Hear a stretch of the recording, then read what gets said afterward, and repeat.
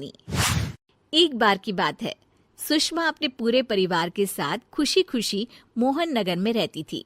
उसकी 2 बहुएं थी, पल्लवी और शिवानी।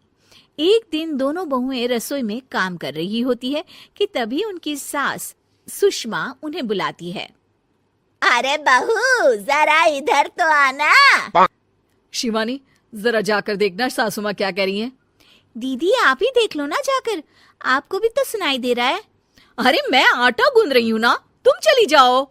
हाँ तो मैं भी तो सब्जी काट रही हूँ ना दीदी। अरे बहू, जल्दी आओ।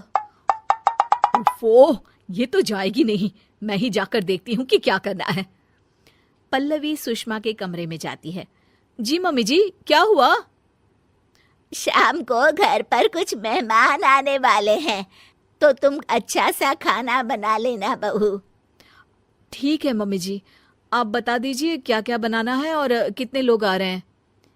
सुनील की मौसी जी और उनका पूरा परिवार आ रहा है। कुल मिलाकर 3 लोग और हमें मिलाकर हुए 9 लोग।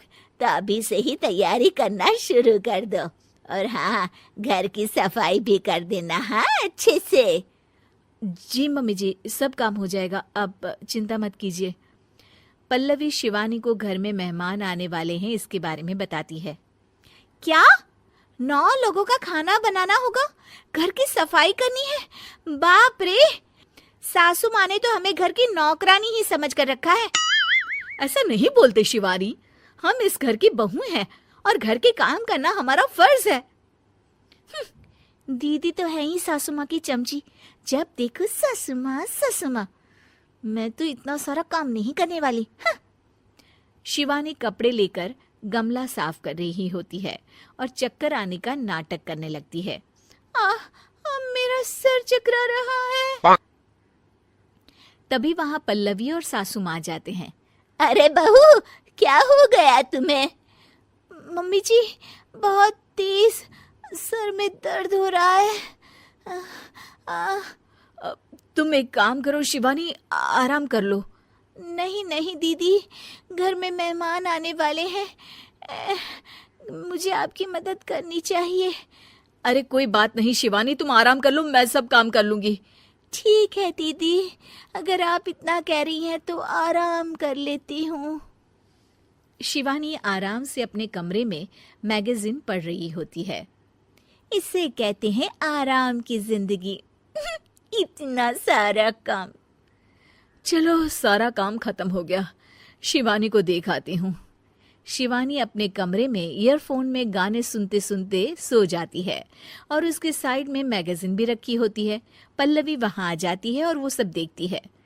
ओहो, तो मतलब सब काम चोरी का बहाना था। अभी बताती हूँ इसको। घर का सारा काम मुझे करना पड़ा और ये महारानी यहाँ मैगजीन पढ़ रही है, गाने सुन रही है। पल्लवी रसोई से एक प्लेट और चम्मच लेकर आती है और शिवानी को थाली बजाकर उठाने लगती है। शिवानी अचानक से उठती है। उठ गई महारानी, गाने भी सुन लिए, मैगजीन भी पढ़ ली। तुम तो बहुत बड़ी झूठी निकली शिवानी। तुमने सर दर्द का बहाना बनाया ताकि काम करने से बच सको। हाँ, बनाया बहाना, तो क्या करती, इतने सारे काम करती। मुझे कोई शौक नहीं है चापलूसी का। क्या चापलूसी?